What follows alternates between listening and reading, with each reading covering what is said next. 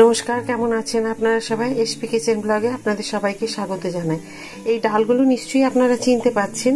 এই ডালটা খুব চেনা পরিচিত ডাল। এটা হচ্ছে মটর ডাল। তো মটর ডালটাকে আমি ভিজিয়ে রেখেছিলাম প্রায় আধ ঘন্টা মতো। তো বেশিক্ষণ ভেজাতে সময় লাগে না, আধ ঘন্টা মতো ভিজিয়েছি, তাতে খুব ভালো নরম হয়ে গেছে। আর এটাকে আমি বেটে নেবো মিক্সিতে। তারপর আমি এটা কি তরকারি করব। তো আপনাদেরকে ভিডিওটা শেষ পর্যন্ত দেখার জন্য অনুরোধ রইল। আপনারা শেষ পর্যন্ত ভিডিওটা দেখবেন, তাহলে বুঝতে পারবেন এই ডাল বাটাটা দিয়ে আমি কি করছি। তো প্রথমেই দিয়ে দিয়েছি আমি মটর ডালগুলো ভালো করে ধুয়ে নিয়ে, তারপরে দিয়েছি মিক্সিতে কিছুটা দিয়েছি গোটা জিরে, আর এখানে দিয়েছি কারিয়া পাতা, আদা আর কাঁচা লঙ্কা। এগুলো সব আমি একসাথে এখানে মিক্সিতে বেটে নেব।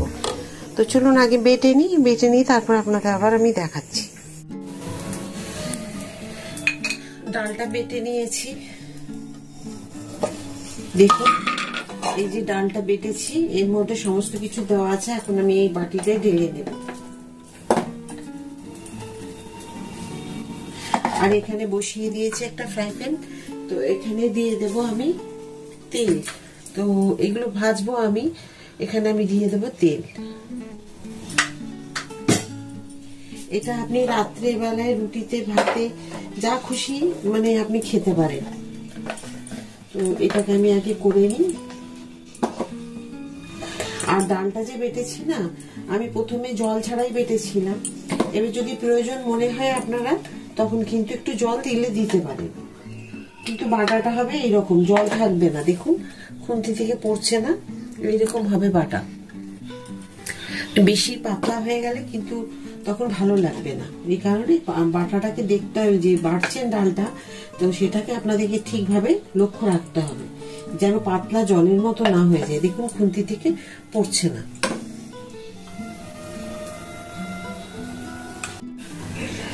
এখানে দেব আমি একটু চিনি দেব, আর হাফ চামচ নুন দেব। নুনটা আপনারা আপনাদের ইচ্ছে মতো দেবেন, যতটুকু প্রয়োজন সেই রকম দেবেন। এবারে এই যে ডাল, নুন আর চিনি, এটাকে ভালো করে এভাবে ফাটিয়ে নিতে হবে।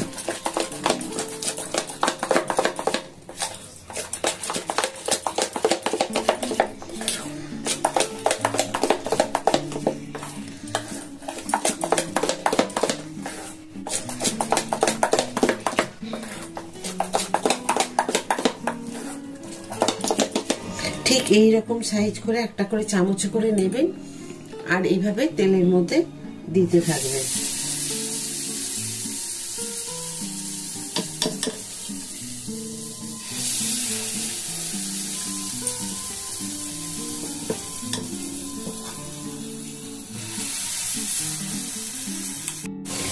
দেখুন আমি কিন্তু একদমই লো আছে, এটাকে প্রথমে আঁচটাকে একদমই হাই ফ্লেমে দিয়েছিলাম। প্রথমে হাই ফ্লেমে দিলাম, তারপরে তেলটা খুব বেশি করে গরম করে নিলাম, একদম ধোঁয়া ওঠার মতো। তারপরে মিডিয়াম আঁচে দিয়ে দিয়েছি। এখন এটা যে ফুলুরিগুলো এখন হতে থাকবে। একটা পিঠ হয়ে গেলে তারপর আমি উল্টে দেব। তো দেখুন একটা পিঠ মনে হচ্ছে হয়ে গেছে। এই দেখুন এইভাবে আপনাদেরকে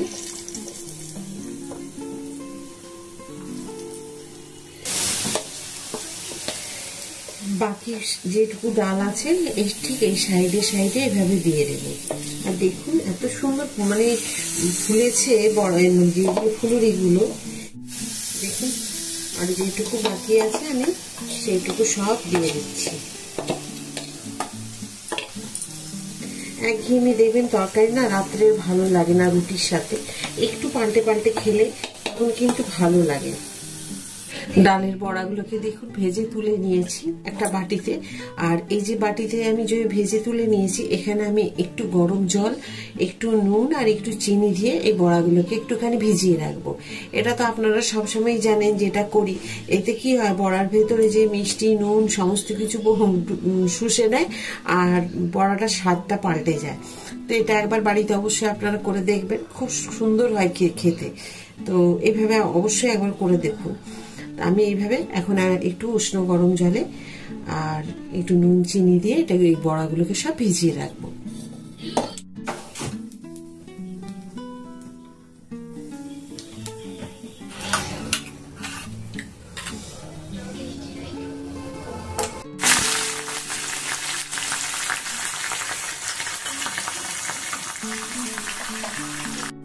এবার দেব হলুদ, দিব রেড চিলি পাউডার, একটু দেব চিনি,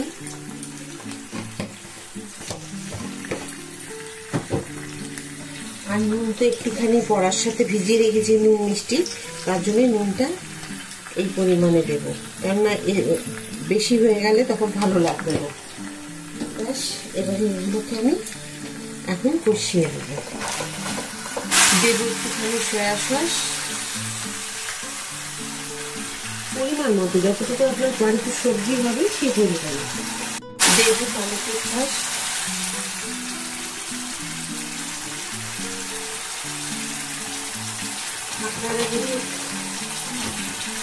আপনারা যদি ঝাল পছন্দ করেন তাহলে চিলি সসও দিতে পারেন।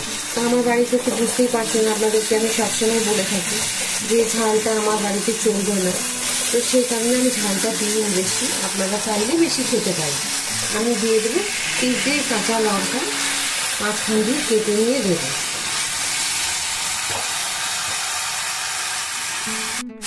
সামান্য দিলাম কারিয়া পাতা,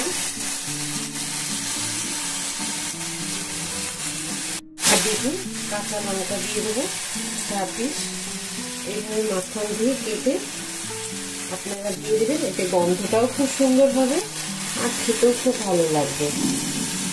এটা ঝাল নেই লঙ্কা, আপনারা ঝাল লঙ্কা ব্যবহার করলে করতে পারেন। এই লঙ্কাগুলো বেশ সুন্দর গন্ধ। ব্যাস, আমার মোটামুটি সমস্ত কিছু মশলা কষানো হয়ে গেছে।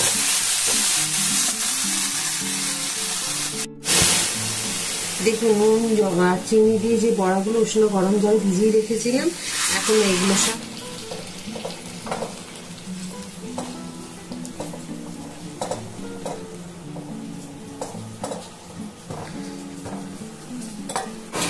একটু কর্নফ্লাওয়ার গুলে রেখেছি, এই কর্নফ্লাওয়ারটাকে গুলে নিয়েছি, 1/2 চামচ নিয়েছি। আপনাদের পরিমাণ মতো যেরকম হবে রান্না সেই পরিমাণে আপনাদেরকে কর্নফ্লাওয়ারটা হয়তো 1 চামচ নেবেন, এর বেশি না। আমি 1/2 চামচ নিয়েছি। হ্যাঁ, এবারে অনেকজনের রান্না করতে গেলে তখন পরিমাণটা আরো বেড়ে যাবে। ফুটে উঠেছে, ফুটে ওঠার পরে আমি এটাকে উপর থেকে দিয়ে দেব। আর একটু বাটি দিয়ে একটুখানি জল দিয়ে দিলাম। ঠান্ডা জল সবসময় রান্নাতে একটুখানি কমই দেবেন, একটু উষ্ণ গরম জল পারলে সবসময় দিয়ে দেবেন, দেখবেন তার স্বাদটা কিন্তু খুব ভালো হয়।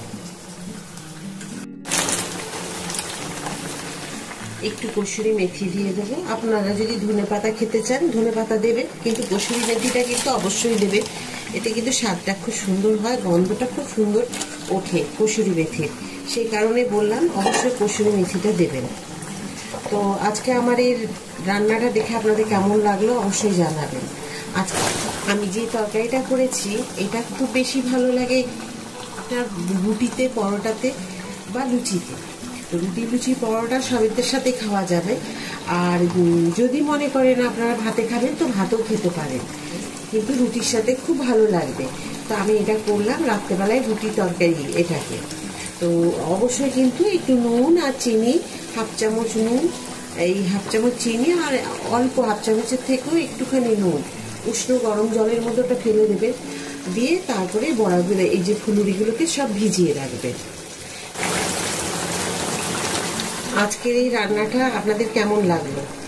যদি আজকের এই ভিডিওটা আপনাদের ভালো লাগে অবশ্যই একটা লাইক করে দেবেন, সাবস্ক্রাইব করতে একদম ভুলবেন না। সবসময় যেমন আপনারা আমার সাথে থাকেন ওইভাবে আমার সাথে থাকবেন। আবার একটা নতুন ভিডিওতে নতুন রান্না নিয়ে আপনাদের কাছে আমি চলে আসবো। সবাই ভালো থাকুন, সুস্থ থাকুন, এই বলে ভিডিওটা শেষ করছি। নমস্কার।